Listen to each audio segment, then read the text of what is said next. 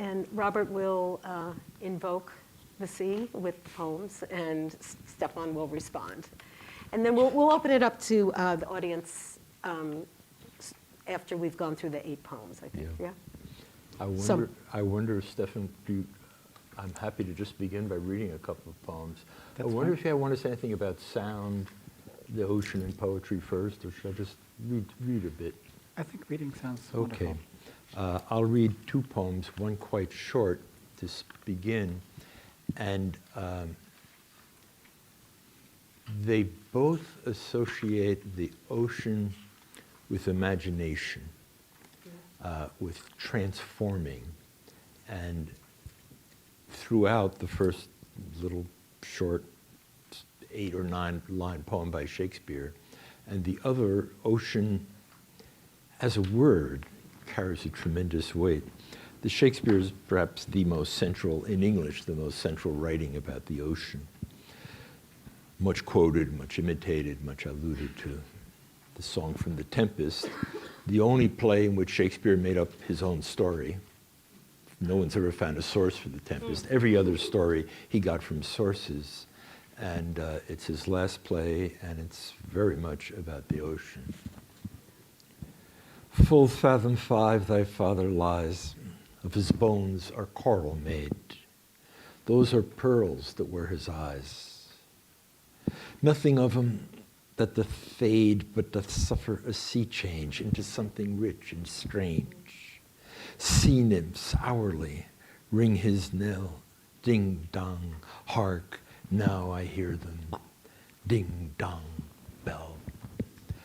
And I'll read Edwin Arlington Robinson's Eros Tyrannos, which ends in the ocean, and as I've said, the word ocean is very central in it.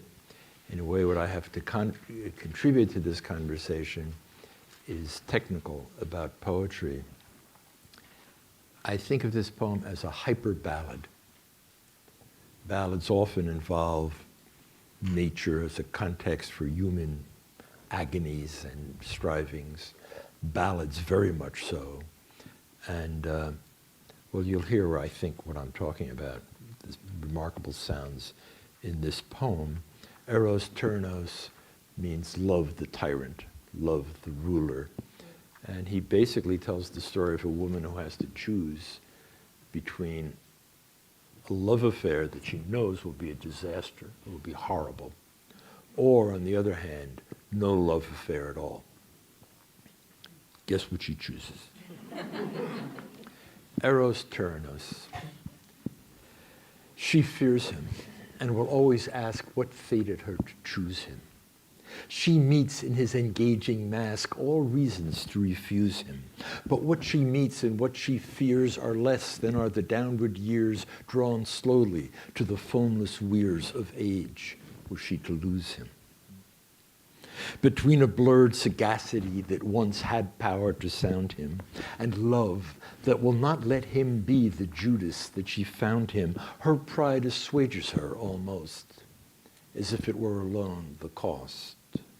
He sees that he will not be lost, and waits and looks around him. A sense of ocean and old trees envelops and allures him. Tradition, touching all he sees, beguiles and reassures him, and all her doubts of what he says are dimmed with what she knows of days, till even prejudice delays and fades, and she secures him. The falling leaf inaugurates the reign of her confusion.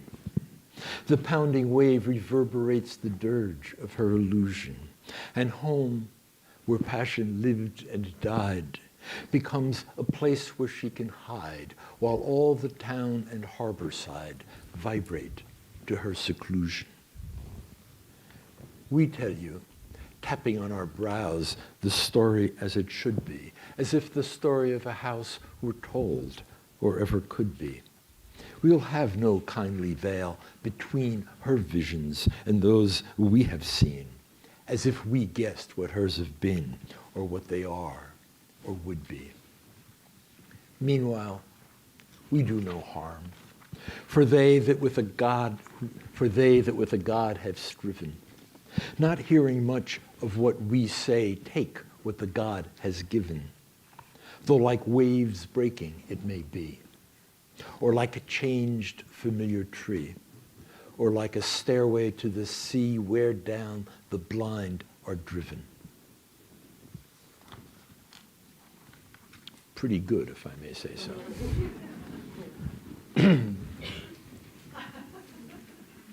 I can't follow that. I've been scrivening. Okay. Let's see. I mean, a sense of ocean and old Yeah. trees envelops and allures him. A sense of ocean. It's such a great use of a noun that means almost everything. Mm-hmm. And I'm struck by the line that once had power to sound him, and the multiplicity of meanings which sound has as listening, as hearing, as testing, as assaying, or And it's a nautical term. right. And I guess there's a double etymology to the word sound that we have, at least in English, where on the one hand it comes from the Old English svin, which is about songs. And then there's another one which escapes my mind at the moment, but it's about depth, right? And so there's this pun that's available in English, which is sort of a great coincidence and a gift to us, those of us who play with that language, that you can make this, you can have these meanings reverberate through the poem. So I'm really fascinated in the specificity of the materials of the English language that are afforded here, and the genealogies that you can kind of spin out from these words. I'm also struck, I was thinking about this a little bit earlier, I was thinking about simile and reading through these poems and the moments in which, in many of these poems, one thing is likened to another. And I got obsessed with figuring out something about the word like. Mm-hmm. Right, is this a word, similetic? The similetic operator. Similitudinous? The similitudinous operator of like. So according to the OED, the word like is inherited into English from the German and is cognate with Old Frisian gelijk, Old Dutch gelijk, Middle Dutch gelijk, Old Saxon gelijk, and that ge prefix in gelijk, apparently, which was rendered in the earlier German as je, seems to mean fitting or well suited or together with, kind of like, well, as in a-like. And that like itself was archaically lich, meaning body, or sometimes form, or sometimes corpse. And so with that g kind of swallowed, like might mean something like with fitting form or body, so that there is life and body and maybe death inside of the word like itself, which very much fits the ocean, which is also about life and bodies. Which he uses twice in the last three lines. Yeah, Well, so like, maybe this like is a maybe stairway I'm, to sea, or like a changed familiar tree, or like a stairway to the sea. yeah. So maybe I'm late to the like game, but this I sort of became fascinated by not just the operation of simile, but what is the English language word that does that, and what are the unexpected things inside of it? This may be a little pedantic and aside from the point, but I can't resist because you talked about the dramatic nature of the word like, that this particular poem does a drama that I think is one of the dramas of English poetry. You know, English has a larger vocabulary than French, Spanish, German, because it's a polyglot, it's a hybrid, mongrelized language.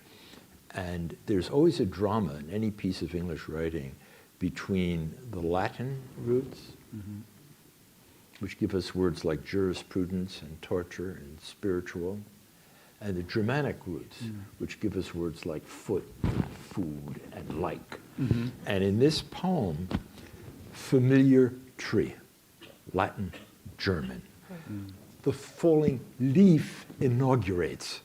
So you have adjective, noun, the leaf, inaugurates the Latin between a blurred sagacity.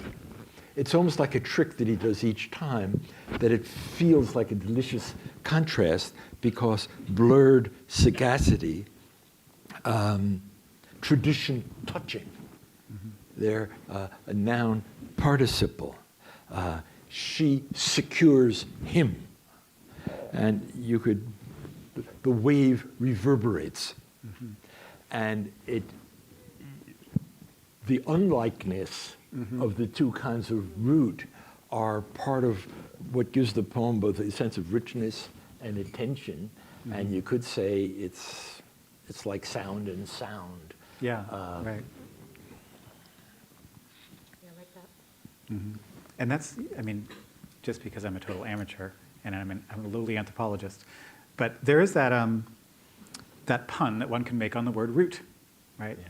That it's both, there's sort of this tree metaphor that gives us the idea that words have roots and come from this kind of arborescent ground.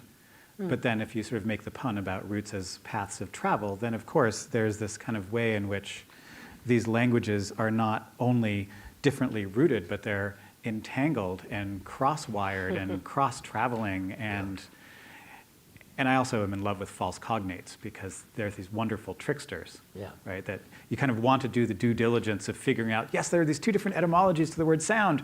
I've got them.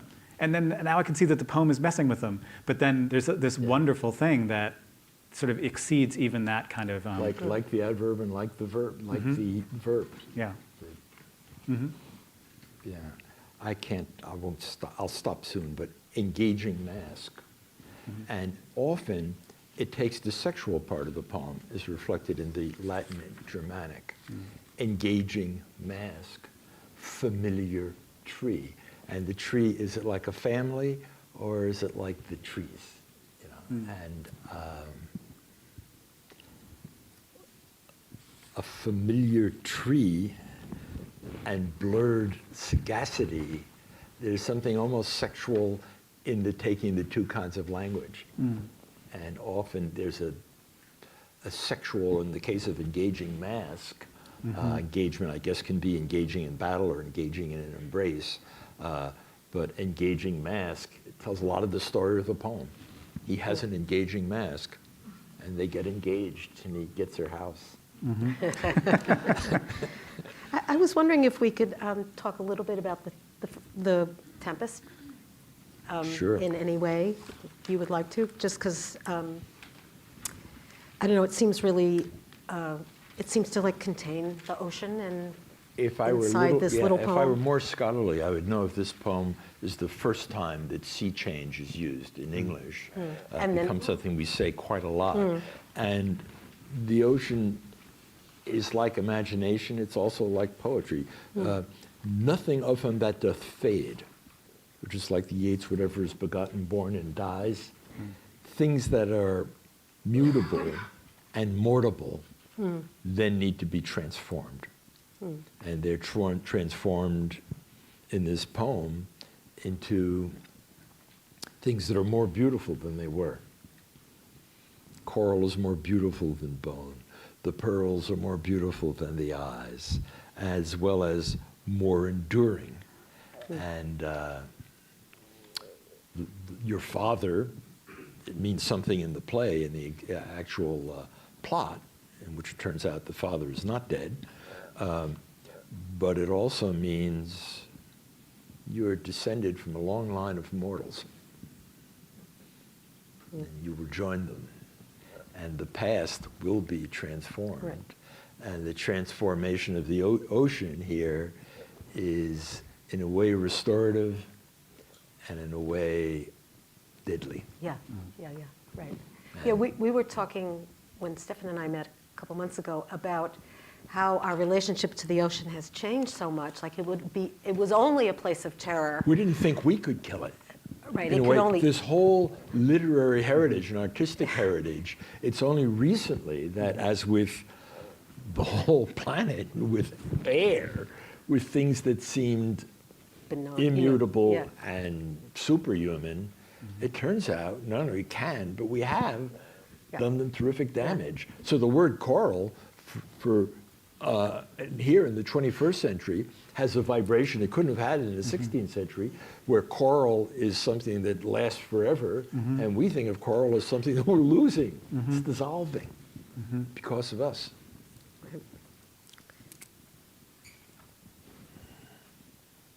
Next. Let's do another one.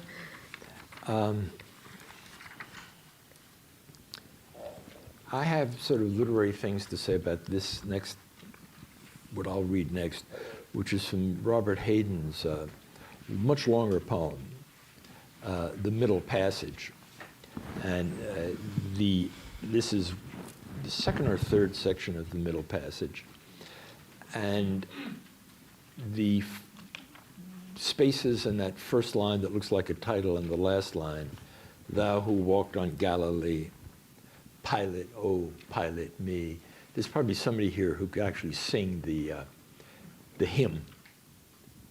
There are a couple of hymns, actually, I looked it up, that he is quoting at the beginning, that Christ walked on the water, and therefore Christ will be my pilot, is the figurative aspect of the hymn.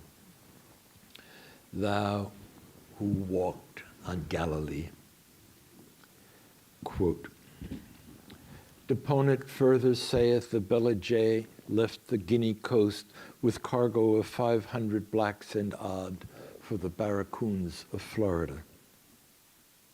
That there was hardly room 'tween decks for half the sweltering cattle stowed spoon fashion there, that some went mad of thirst and tore their flesh and sucked the blood.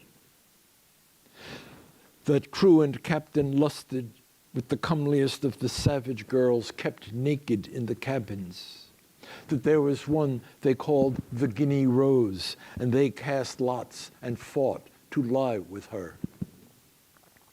That when the boatswain piped all hands, the flames spreading from starboard already were beyond control, the Negroes howling, and their chains entangled with the flames. That the burning blacks could not be reached, that the crew abandoned ship, leaving their shrieking negresses behind, that the captain perished drunken with the wenches. Further deponent saith not, end quote. Pilot, oh, pilot me. The material is so strong and the temperature is so high in it that maybe I'll try to cool it down by making a technical observation. I'm afraid that I never agree with people who say, oh, nobody reads poetry anymore. I did a whole project. You go to the website favoritepoem.org. There's lots and lots of people of all kinds of professions, ethnicities, ages read poetry. I am concerned that people have forgotten how to read with their ears. That people don't know how to hear sounds when they read. I'm warning you that one of the worst things you can say to me is, oh, I love how you read poetry aloud. The greatest insult you can say to me is, oh, I read your poem and I didn't get it, but when I hear you read it, it's so great. That's terrible. That's very bad, because I'm not trying to put something there that isn't there. I'm trying to show you that there is something written in there that you can hear. And we won't take a poll, but Robert Hayden was a master technician. I think he was a great poet as well. But his chops, his training, his technical expertise, and this poem, very cunningly, is largely in blank verse. Most of these lines are iambic pentameter, or they're a fragment of the pentameter. There are 2 or 3 foot. Of the savage girls kept naked in the cabin, the expensive spirit in a waste of shame.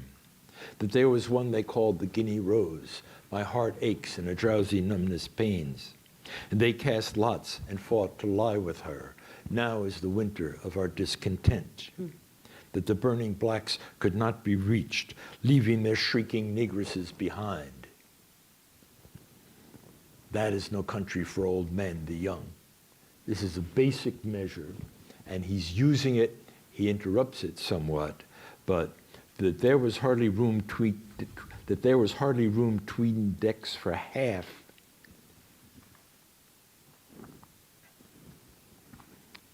The fancy cannot cheat so well as she.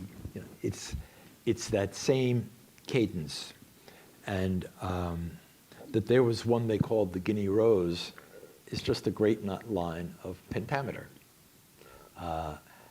And it's one of the things that invisibly gives this piece of writing that he's adapted.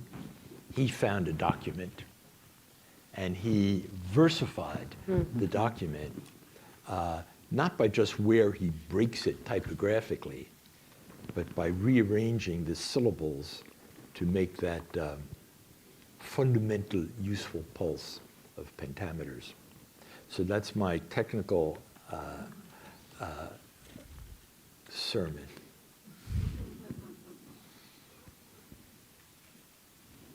The temperature is really high in this poem, as you've pointed out. And this was something we spoke about as we were conjuring what this event might be about, that the ocean, the sea, is a very different kind of space and depth for different sorts of people and different sorts of histories. And it's useful and essential, I think, to remember that as we kind of scout for the ways that it's been brought into representation. So I'm an anthropologist, which means that I think about humans and humans in their variety and in their difference, and in their encounter with something that we sometimes call nature, right? And the ocean is often understood to be one of the most, there it is. Is understood to be kind of the wildest or the most exterior sort of nature that there is, at the same time that people have quite intimate relations with the ocean, either that range from the kind of sublimely pleasurable to the sublimely terrifying. And so I'm interested in the ways that things like the ocean or oceans get racialized, become imbued with ideas about sex or about gender or about other kinds of social position. And so for me, this poem is very powerful because of its particular, the story that it tells about the Middle Passage and about the triangle trade and about that kind of, and the multiplicities of experience for people who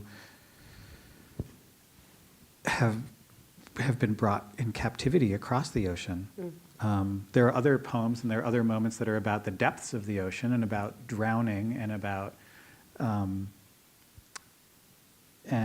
the sea as a kind of grave.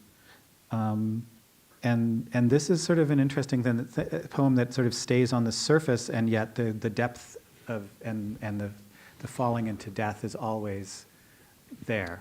This passage of the poem, Hayden himself is bringing the temperature down and making it up, both, by having this be legal jargon. Yeah. Deponent saith, and it's all in quotation marks, and it's not a particularly sympathetic or dramatic. It's in the language of documentation, which gives it, that combined with the pentameter, gives it its power. That on the one hand, the poem is spoken by somebody who's just documenting something as part of a court hearing, a proceeding, and on the other hand, it's the cadences of Shakespeare and Milton. The other poem about the Middle Passage that we thought about using is Derek Walcott's poem, which has this image in it. Derek has an image of these captive Africans inscribing into the timbers of the ship their names, name that you might never be called again. It was the cultural part of it, that there is that name that is your identity, and that will be effaced, that will be abandoned. that will not be used for you ever again.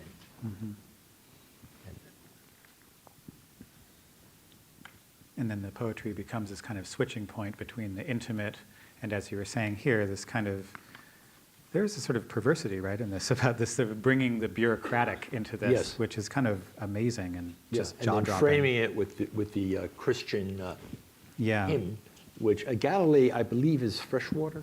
It is a lake. Yeah. So, though we call it the Sea of Galilee. And that's, I can picture Haydn liking that as one of the ironies about this pious framework, my pilot, pious framework around the legalistic jargon presenting gang rape, going mad of thirst and cutting yourself and drinking the blood. And it has these two ineffective containers, let's call them, the legal jargon and the Christianity. And I would say the third container, the iambic pentameter, the sound, is the one that is the most effective. And also, and the ship, the container, Yes. the ship is the container, Yeah. which is Yeah. failing also. I mean, it all fails, right? Because Yes, they perish. abandoned. Yeah.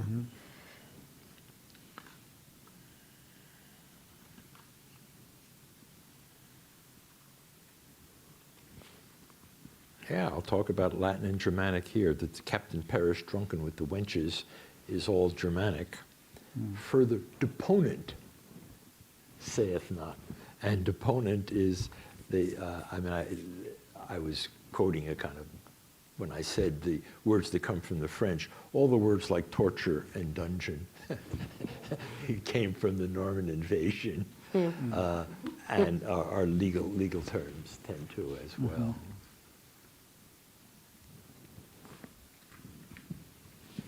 What would you like to read next?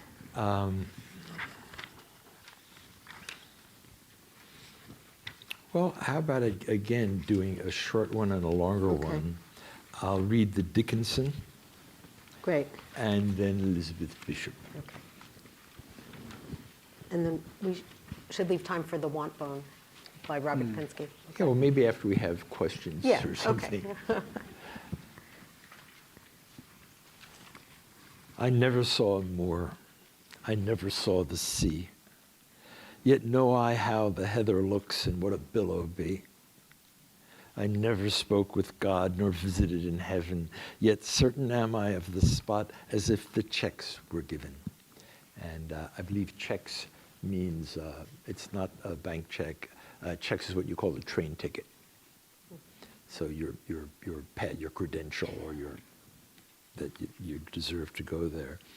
And in the part of her mind that sensed that she was a great poet, she must have been aware of what for me is the most powerful part of the poem. I never saw the sea. You know, we think of anybody who lives in any, you know, she never saw the sea, and it's part of the available technology and the customs of her time. But coming from Emily Dickinson, she never saw the sea. At the fish houses, it evokes the power of the ocean so gradually and doesn't go far out. Or I'm quoting Frost now, where he says that they cannot see out far, they cannot see in deep. But when was that ever a bar to any watch they keep? The people along the sand all turn and point one way. They turn their back on the land and look at the sea all day. In that poem, he says they cannot see out far, they cannot see in deep. But when was that ever a bar to any watch they keep? And Bishop here, she's talking about the ocean from a dock. And what's remarkable to me, to return to my thing of technique in the poem, is the poem is so quiet. And then at the end, it gets so large and high, and you're not even sure how she got there. At the fish houses, Although it is a cold evening, down by one of the fish houses, an old man sits netting, his net in the gloaming almost invisible, a dark purplish brown, and his shuttle worn and polished. The air smells so strong of codfish, it makes one's nose run and one's eyes water. The 5 fish houses have steeply peaked roofs, and narrow-cleated gangplanks slant up to storerooms in the gables for the wheelbarrows to be pushed up and down on. All is silver. The heavy surface of the sea, swelling slowly as if considering spilling over, is opaque, but the silver of the benches, the lobster pots and masts scattered among the wild jagged rocks is of a transparent translucence like the small old buildings with an emerald moss growing on their shoreward walls. The big fish tubs are completely lined with layers of beautiful herring scales, and the wheelbarrows are similarly plastered with creamy iridescent coats of mail, with small iridescent flies crawling on them.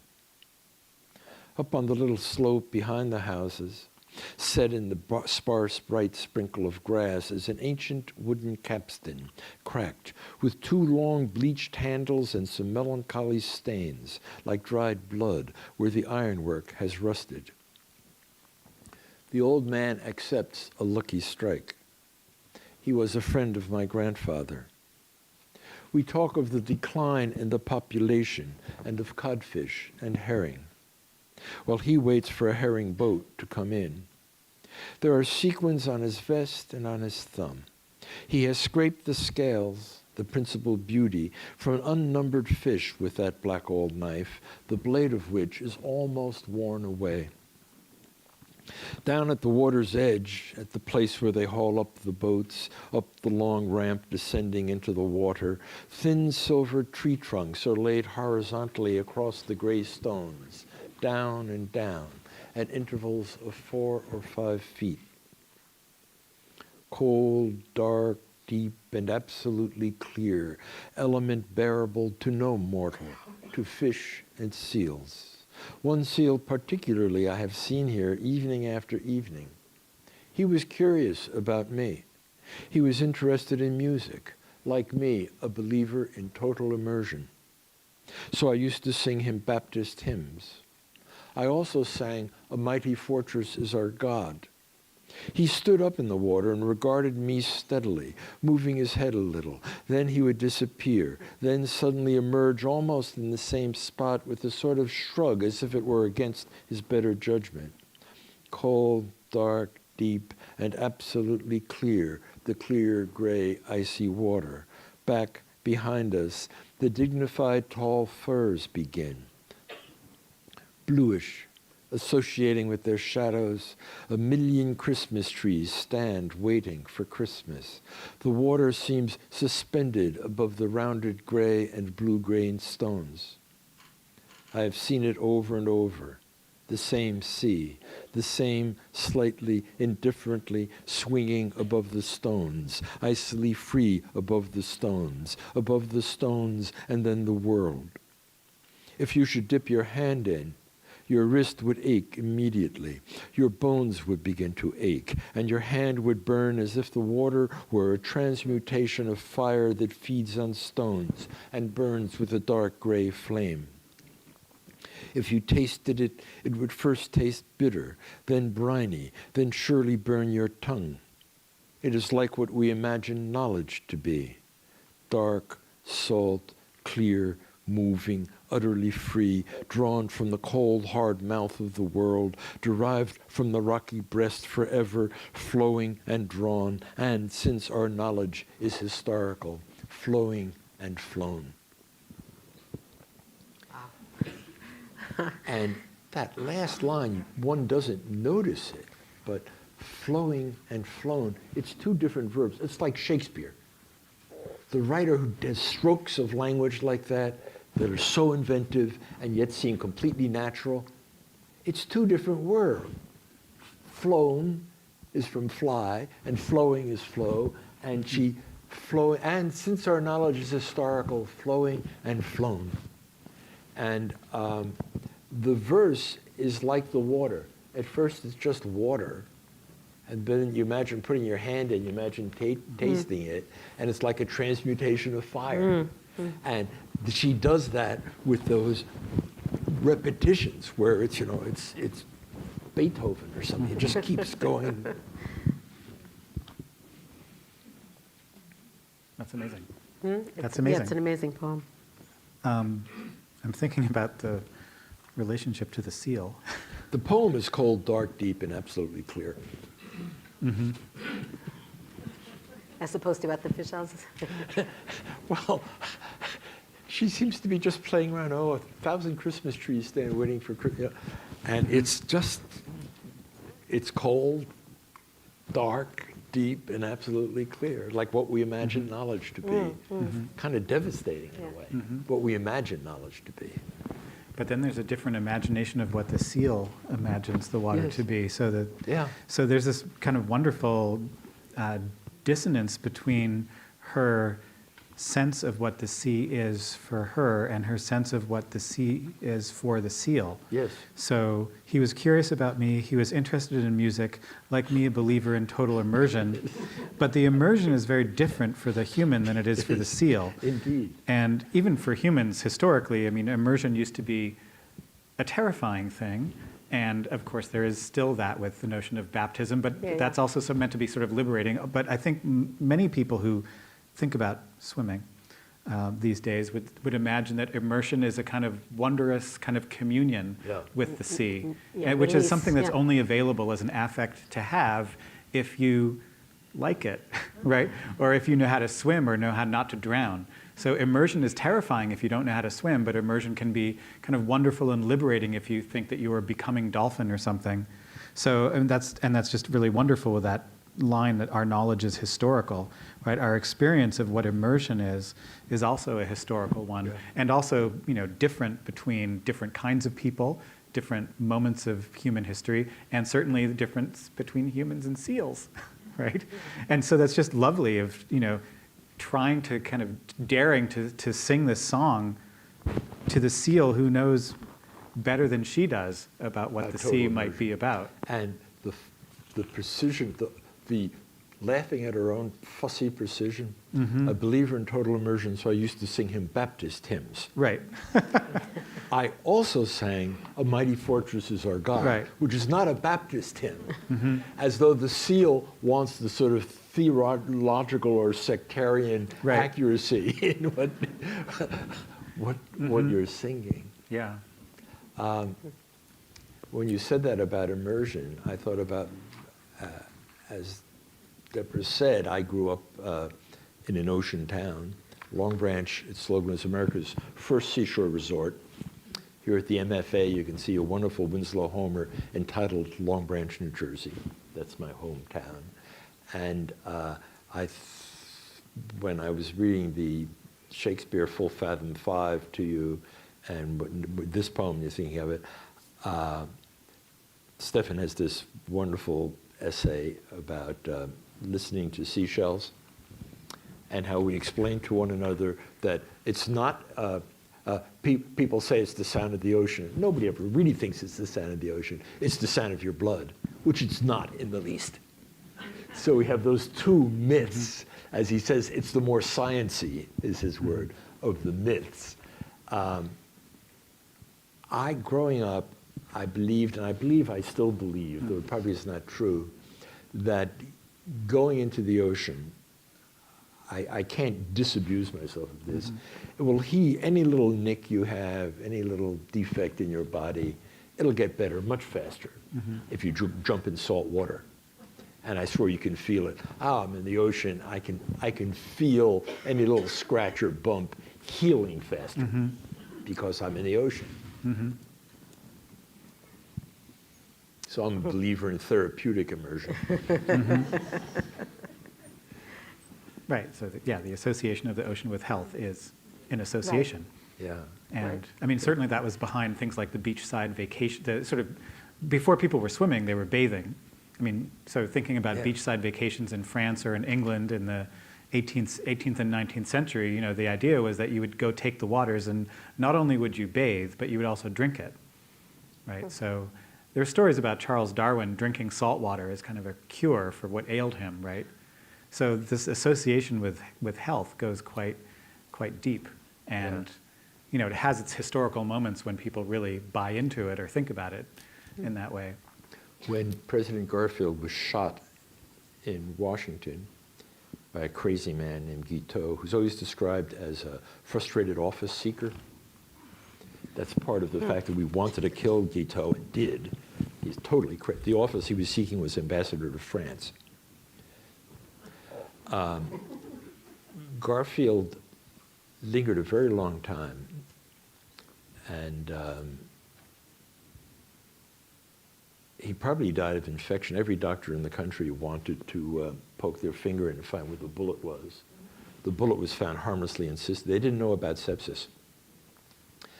Despite the Civil War, all those casualties, all the things, they still didn't know about sepsis. So these big shot doctor of Arlington, Mass, or Belmar, New Jersey, would say, I would examine the president.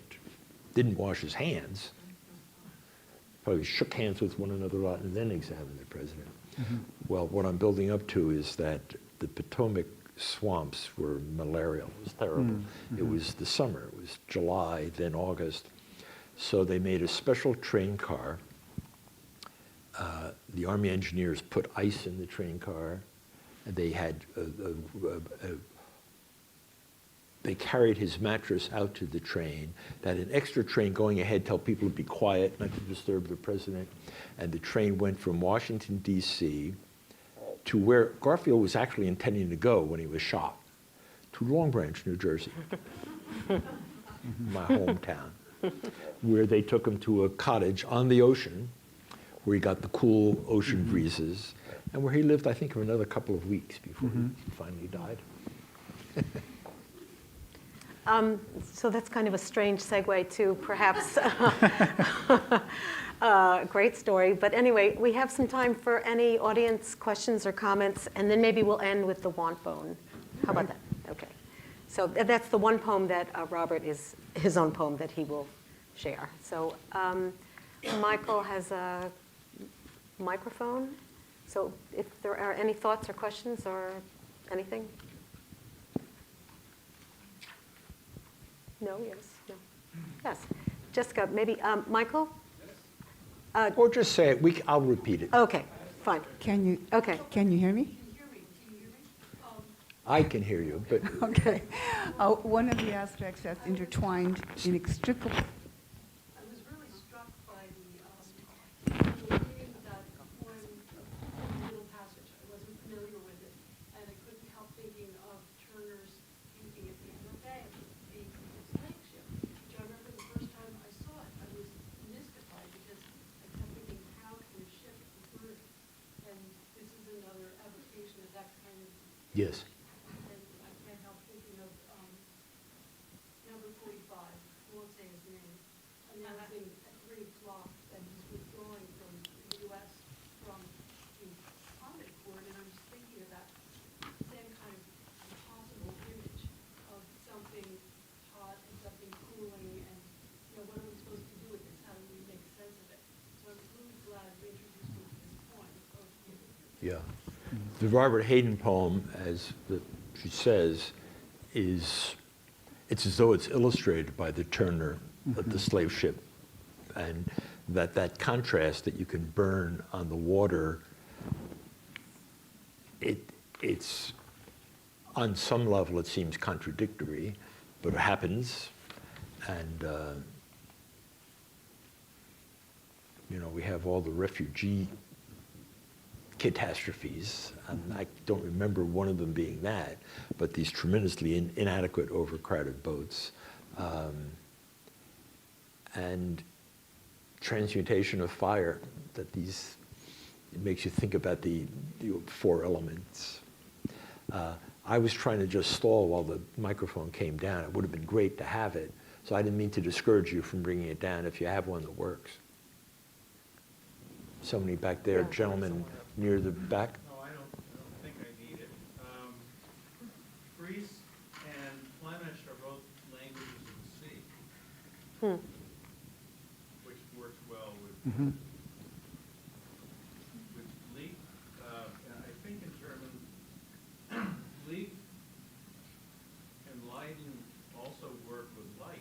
which is kind of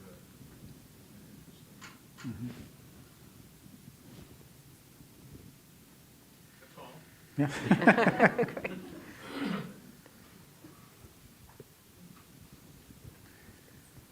Oh, I have lived on the ocean, blessed enough to be living right on the ocean for more than 40 years, North Shore. And there's a castle on the ocean, actually, part of 4 castles, if you Maybe have if never you heard it. stand up, if we can't get Oh. a microphone. I'm not hearing you now. Oh, is this a little better? I think she has the mic. Oh, Is this- Yeah, okay. but go ahead. Talk into it. Okay. Okay, so the part of the wonderment of walking along the ocean or being and sitting and just being on a rock for hours at Singing Beach in Manchester or Good Harbor or all the kinds of beaches, especially the ones with rocks right there and trees and the surf, the actual action happening most of the time in a way that makes you feel better because it is producing ozone, which is good. People think ozone, that's bad. No, the ozone hole is bad. We need more oxygen. And it only lasts for about 50 to 100 feet away from the crash of the foam that makes the ozone. Because it's so powerful, it combines chemically within yards. And, but still, the part about the ocean minerals, and there's still some oxygenation in it, so when you go, bring a couple of gallons with lids and soak your feet at night in them, and you'll have a taste of that. But that's part of the reason the oxygenation makes us all, we start breathing in a very much more relaxed way walking. So that's all part of this movement. I wonder if that should be related to where we came up with this video that you're saying. This actually comes with audio, and it's something that people use. You can get it, you can download it on the web for insomnia. This is designed to help you sleep. Although some of the images we've had in the poems here, maybe not, but what she's saying about oxygen, it does make sense that in some intuitive way, like me being sure that my little cuts and bruises will be healed. This apparently, for a lot of people, looking at this, and even more, hearing the audio that Deborah wisely cut out, it helps us relax. Yeah, and there's a way that our ideas about the substance and our sentiments about what the substance is and does kind of come configured together, and it's difficult to sort of detach them, right, and sort of hold them up to historical or analytic scrutiny.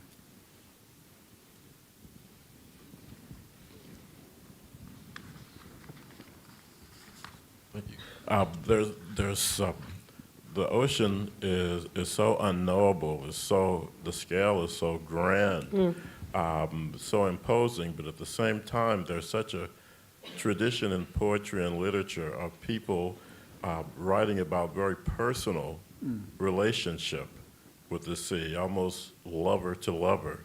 Could you sort of speak to that for a moment?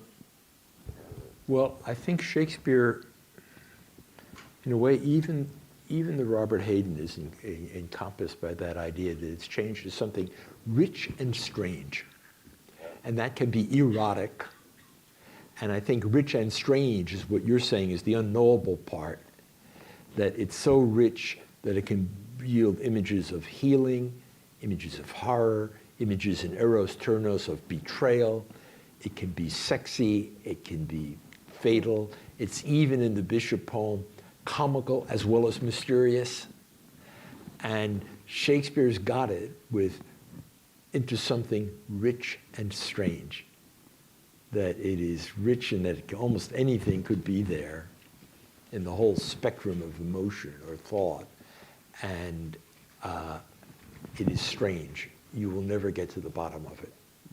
You will never, those two senses of sound. You can hear it, and you can put a chain down it and say it's full fathom 5 or Mark Twain, but you will not sound it in that full sense of understanding it. That's right.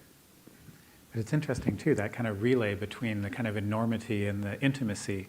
So I think just thinking about the seashell and that kind of fantasy of hearing the sea and the seashell, which is this sort of way of bringing this immensity into intimacy, right? That the idea is that somehow you've Yeah. captured it at the scale of your own auditory experience. Yeah.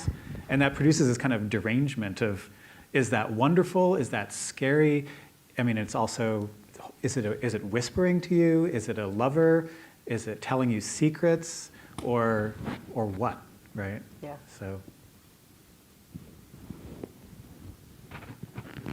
How much of that is left over from our experience in amniotic fluid? I don't remember anything about that from my own. It's like, I remember it perfectly. It wasn't like it at all. but yeah, it's interesting that Yeah. kind of, that's another interesting symbolic relay, Yeah. right? And the immersion and the, yeah. Mm-hmm. The mother, right? Yeah. Maybe two more. This gentleman here, and then there's one more, and then we'll conclude. As a scientist who came here after a day yesterday spent on a National Marine Sanctuary Advisory Council, on this fateful day, I came with the impossible wish that you gentlemen, with your great depth of knowledge of artistic expression and human feeling, might be able to offer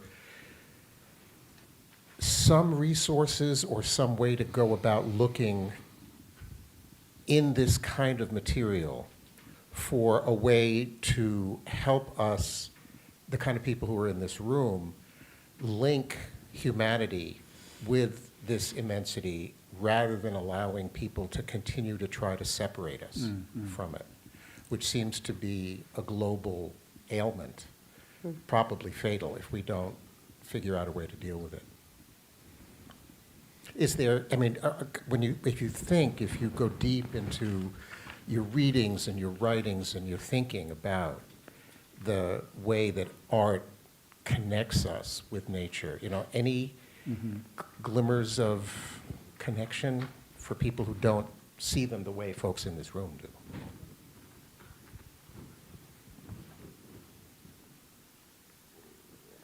The same cultures that are presented as giving us kind of a siblinghood with natural things, that it's a family, us and the fish in the ocean and the birds. Those same cultures on the smaller scale than the technological culture do terrible things. So I would be uneasy. I understand what you're saying, I think, and I would like to think that the process of light-giving in civilization is going to rescue us, but there's a lot of ambiguity in it, and it's probably going to take a lot of political will, and as to this thing of apparently it's even technically and legally impossible to withdraw from the Paris Accords. It takes 3 years, but the spirit of it, which Exxon and GE are saying, no, don't do that. On some level, the fact that we're just using these grunts to communicate with one another. And I know what you're talking about. I know what the guy who said the sea is mysterious is talking about. I know when the woman could say to me, there's that painting in the MFA, there's that Turner, and Robert Hayden can make me think about the Middle Passage and slavery. I think when Stefan said things we call nature, it's one thing. This is air and little grunts that we've turns out this primate deploys these very well. I think it's an open question whether we can catch up in time. And poetry is fundamental. You know, it's like building and funeral rituals and educational rituals. It's fundamental, but it's not going to cure us by itself. I'll go that far. Yeah, and I think that I feel sort of traumatized and not very hopeful kind of right this day, right? So it's hard to sort of immediately figure out the answer, you know, a way to think through what you've presented, although I'd love to turn it back to you. It's like, no, science can do it. You guys do it. Yeah. But I mean, you know, now that Donald Trump has declared that the ocean is bad for America, and has officially declared that the heat hell on Earth is kind of the inheritance that he wishes to bequeath to the planet, you know, I was telling Robert that I was looking at Edgar Allan Poe's The City in the Sea poem today, which is about a seaside city over which death presides, but which the sea finally reclaims. And because I think I was raised as a punk rocker, I was just like, this is the kind of darkness that I feel like I'm just going to indulge in for today, where, you know, I wrote bits of this poem down where the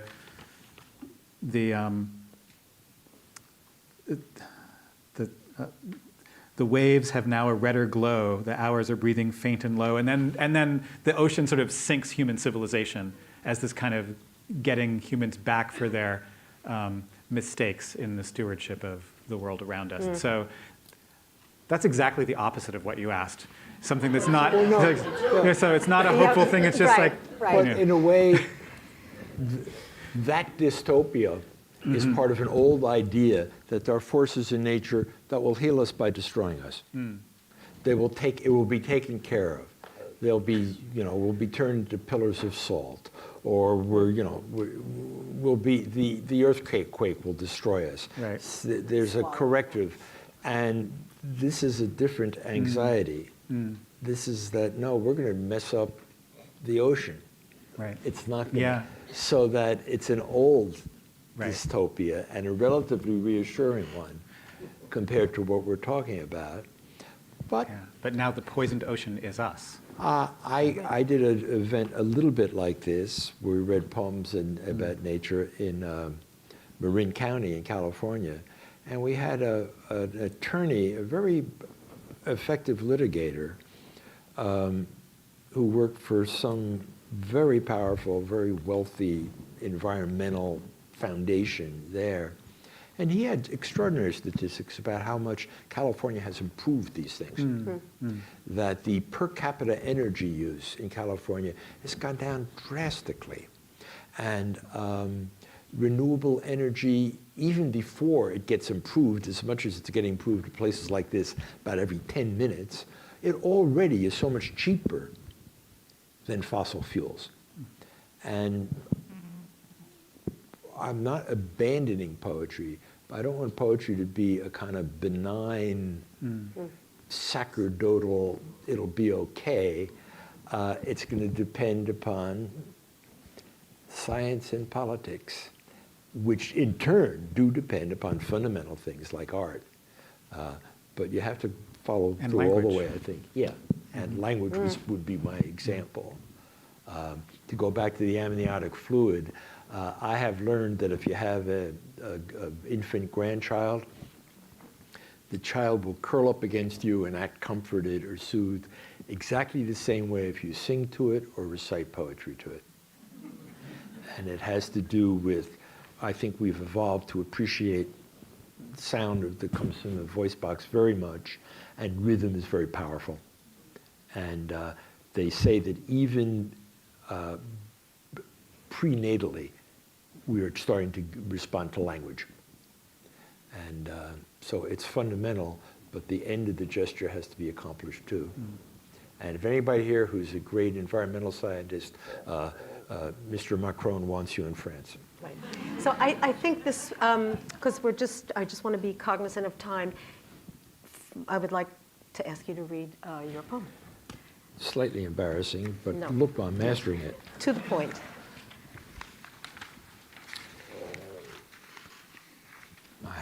part, but I should be looking at anyway.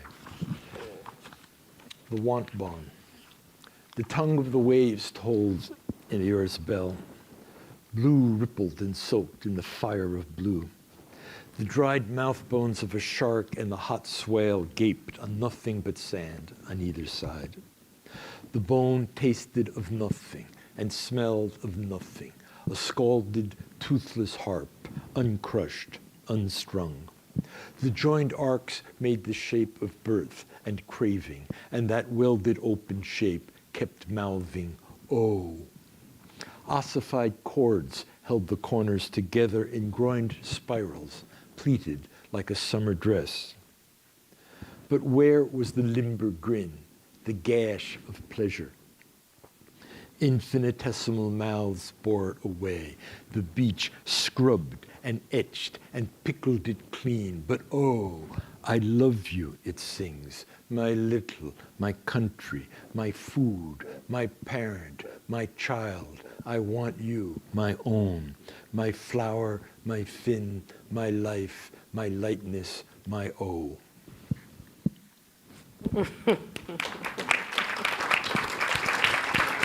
So, thank you so much, both of you, for a wonderful dive, reading, conversation.